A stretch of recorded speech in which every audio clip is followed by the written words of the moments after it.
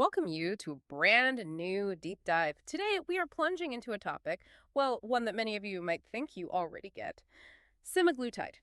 For years, the conversation, around weight, food, our bodies, it's been dominated by this one narrative. Calories in, calories out, willpower, discipline, that endless fight against cravings. We get hit with messages like lose weight fast or crush cravings, right? As if it's all just simple math or, I don't know, lack of grit. But our sources today, especially looking through the lens of this really fascinating guy, Dan Hollis, they suggest that whole way of thinking is just fundamentally off. It's not really about the food or the willpower. It's about something else entirely, something kind of kept quiet, deeply misunderstood. So our mission today, let's peel back those layers. Let's move past the quick fixes and dive into what Dan Hollis actually calls inner architecture. We're going to explore how semaglutide, seen his way, isn't just a drug. It's more like a catalyst for something much deeper, more sustainable. So yeah, get ready. This is going to be a bit different. We're challenging some assumptions you might hold pretty tightly. Okay, so let's get into it. Dan Hollis. Our sources describe him as someone who makes silence feel like a scalpel. That's quite an image. And his starting point is profound. He just says, semaglutide gives you silence, and silence gives you truth. Apparently, when he said this, the room went totally quiet. Like, even the waitress quit making noise. It really suggests a whole new way of looking at this. It really does. That quiet, that stillness he mentions. It just immediately reframes the whole conversation, doesn't it? Completely. Dan isn't pushing, more control or another strict. He's actually talking about surrender, Right. but intentional surrender. Intentional surrender. Okay, tell me more about that. Well, it leads him to suggest this really powerful alternative headline. What if you weren't broken, Yeah. just confused? Wow. Yeah, it's a total game changer. Because suddenly the blame shifts, Yeah. It's not you failing. It's maybe that you didn't understand or didn't have the right map for your own biology. That feels incredibly freeing, especially for people who've carried that broken feeling for so long. But okay, for listeners thinking, what is the silence exactly? How does semaglutide actually quiet that noise, that constant food chatter? Right, good question. And a little bit of the science helps here, just briefly. Semaglutide, for those who know, it's a GLP-1 receptor agonist. Basically, it mimics a natural hormone, one that helps regulate your appetite, your blood sugar. It acts on your brain, telling it you feel fuller, slowing digestion, and, this is key, it can dampen those reward pathways linked to food. Ah, the reward pathways. Exactly. Yeah. So when Dan says it gives you a moment where food stops talking, that's not just like a nice phrase. Right. It's a real physiological shift. It creates mental bandwidth. Mental bandwidth. And for some people, he says, that's literally the first honest moment they've had with themselves in maybe 20 years. Yeah. Because that constant noise cravings, hunger, the emotional pull, that just stops. Yeah. There's a profound mental space opening up. A profound mental space. That sounds amazing, almost like a magic switch. But here's the tricky part, right? If it creates this silence, this break, why do people still sometimes struggle or relapse? Shouldn't it just work? You'd think so, wouldn't you? But that overlooks something really crucial. Dan makes this point very clearly. People don't fail because the drug stops working. They fail because, and this is his quote, no one taught them what to do with the quiet. What to do with the quiet? Yeah, think about it. If food has been your go-to for everything, stress, boredom, comfort, coping for your whole life, basically, and then suddenly that voice is gone, that silence can feel really weird, disorienting, maybe even scary. Like losing a crutch, even if it was a harmful one. Exactly. You've lost your oldest, most reliable, albeit unhealthy friend. So the silence itself is the new challenge. It's not empty, it's almost threatening. Precisely. Dan notes it often scares people. Feels like they've lost their favorite lie. The story they told themselves about why they ate, why they couldn't stop. The familiar narrative. Right. And if you connect that bigger picture-wise, it explains relapse. Often it's not back into physical hunger, but into just confusion, anxiety, or just reaching for that old comfort because the quiet feels worse. So without a plan for the quiet. They reach for the thing they know, cheese puffs, cheat days, chaos, because that known struggle feels safer than the unknown quiet. Which brings up the big question. How do you navigate that new emotional terrain when your main coping tool, food, isn't talking anymore? That's a massive hurdle, especially if nothing else has been built to replace it. And this is where Dan Hollis comes back in, right? He's offering more than just the quiet. Exactly. He's offering a plan for the quiet. His answer is really transformative. He teaches people, essentially, to sit in shame long enough to learn something from it. Sit in the shame? That sounds hard. It is hard. Hmm. Most of us run from discomfort, right? But he guides people to lean into it, to see that unease, not as something to escape, but as a place to get crucial information. Insight. What are my triggers? What do I really need in this moment? Shame often hides clues. Okay, so he's not just leaving people in the quiet, he's building something there. You mentioned scaffolding in the space semaglutide opens. What does that actually mean? What's the scaffolding made of? Yeah, scaffolding. Think of Yeah. it like rebuilding your inner world. For lots of people, their relationship with food, with their body, is built on shaky ground, Right. right? Reactive habits, emotions, old stories. It collapses easily under stress. Makes sense. Semaglutide quiets the storm outside, so to speak. And the inner architecture is about deliberately building new, strong foundations inside. And this involves, in his words, providing framework, identity, ritual, language. Framework, identity, ritual, language. Okay, those sound like really solid pillars. How do they fit together? Well, the framework is about setting up clear, sustainable ways of eating and moving. Not rigid rules, but guidelines that work long-term, moving away from that diet mentality. Yeah. Identity. This one's huge. It's helping people let go of the old story. I'm the person who always struggles with weight and consciously build a new one. Someone who feels aligned, capable, at That's a peace. whole new self-concept. Exactly. Then ritual, replacing those old unhelpful food habits with mindful practices, things that actually support well-being, not undermine it. And language is so important. It's about changing that inner voice, moving from self-criticism and shame to words that empower curiosity, self-compassion. So it's not just about the pounds, it's about rewriting the story people were too full to finish. It's designing a way of being that lasts. Wow, Yeah. that's much more than just taking medications, like a full internal renovation. So, if someone's thinking about this, what does this approach actually look like day to day? How does Dan Hollis lay out his philosophy? I think our sources mention a manifesto of sorts. He does, yeah. It's like his core principles, Yeah. distilled into 8 points.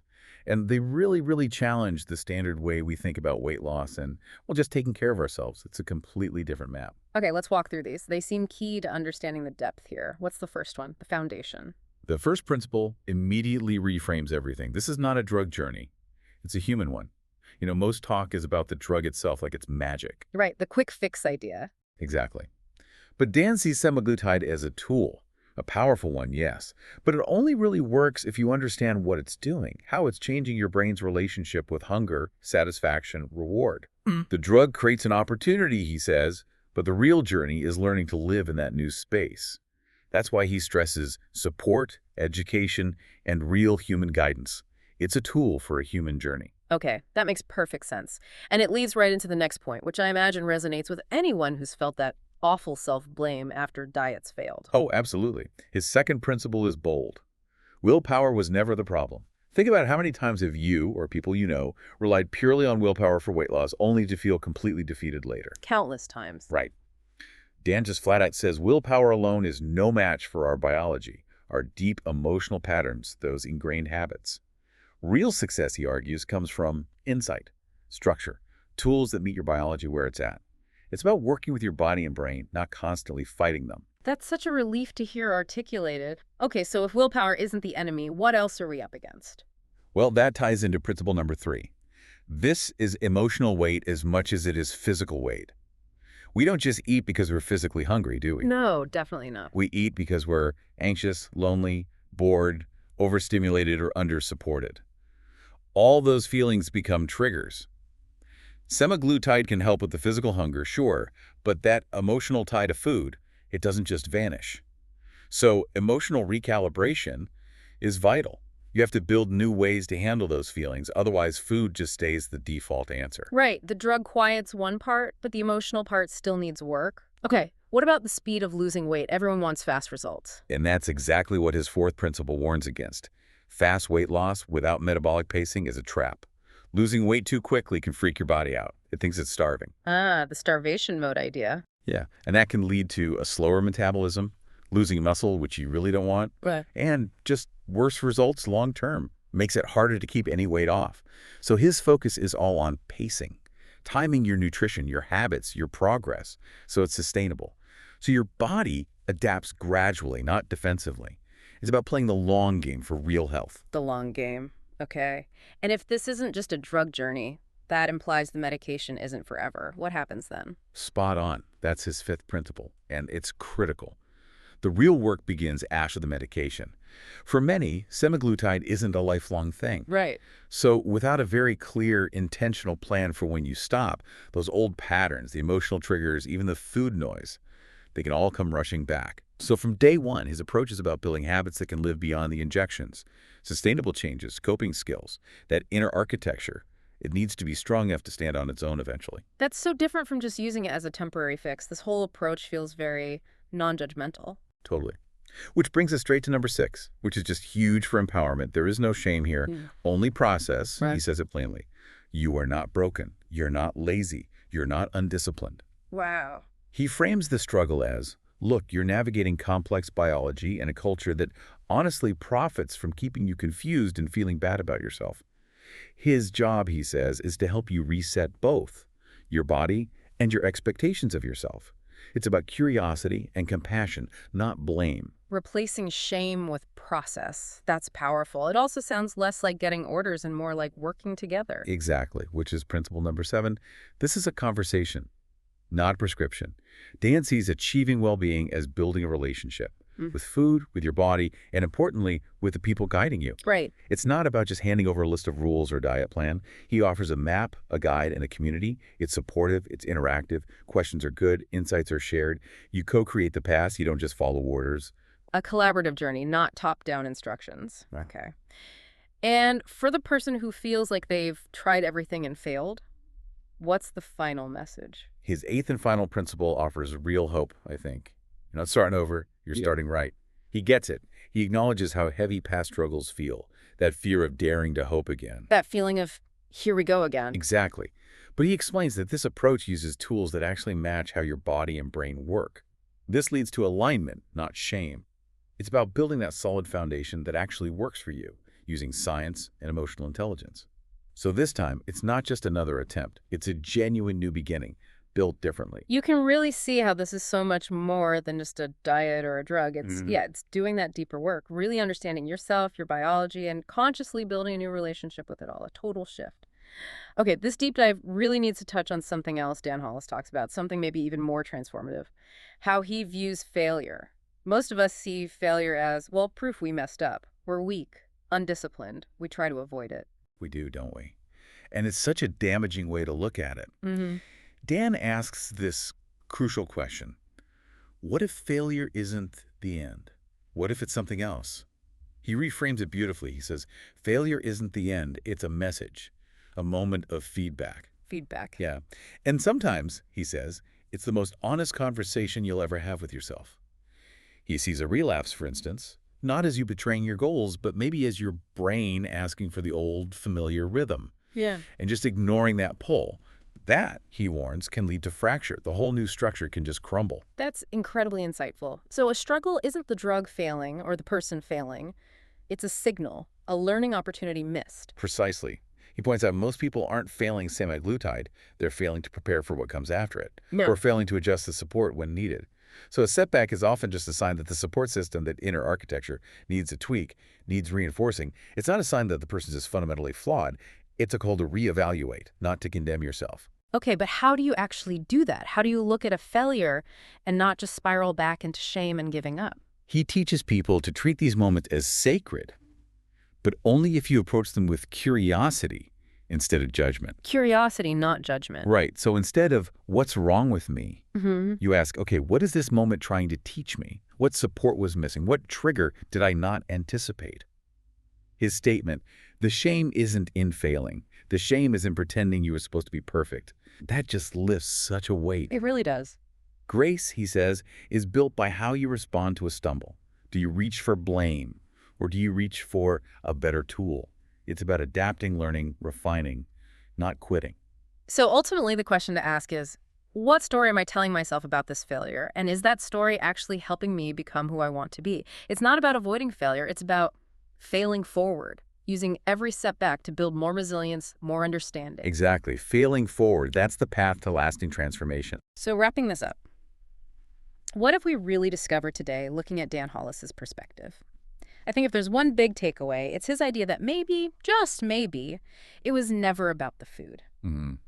This whole deep dive, it shows how something like semaglutide, if you approach it with real intention, with this kind of framework, can open up a space where maybe that constant emotional reactivity around food, he almost calls it emotional amnesia, where you forget your goals when cravings hit, maybe that can start to heal. Right.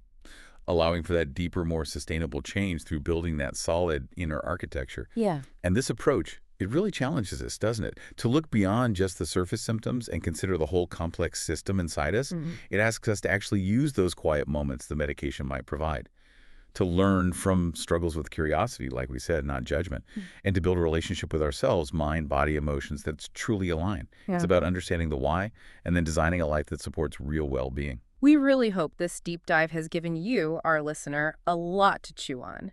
Not just about semaglutide, maybe, but about your whole relationship with well-being, with willpower, and maybe the stories you tell yourself.